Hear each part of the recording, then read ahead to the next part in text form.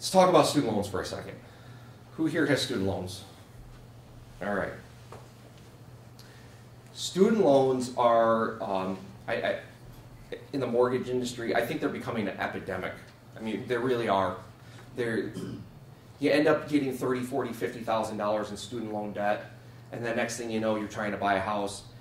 Sometimes these student loan payments are as much as a house payment when it's all said and done. I've seen it. It's very difficult.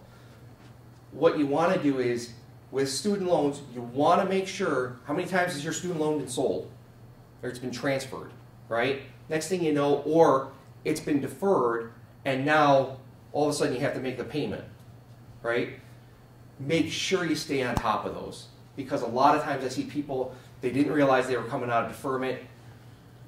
They haven't been in contact with the student loan company, LMA, Nelnet, and they're going, holy cow, I didn't realize I was 60 days late on this. It really adversely affects your credit. It really does. When you're going to get a home loan, what I suggest is this.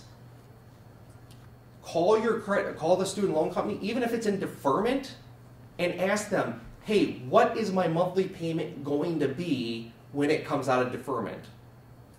And get a letter. A lot of times a lender will have to use 1 to 5%, depending on the lender, of the balance of that. So, you know, if you're at $20,000 and we have to use 1%, it adds up, right? 5% is even worse. Get a student loan payment letter. We can use that. A lot of times it's a lot less than what we have to use on a credit report, okay? Which then comes into play with your debt to income ratios when you're applying for the loan.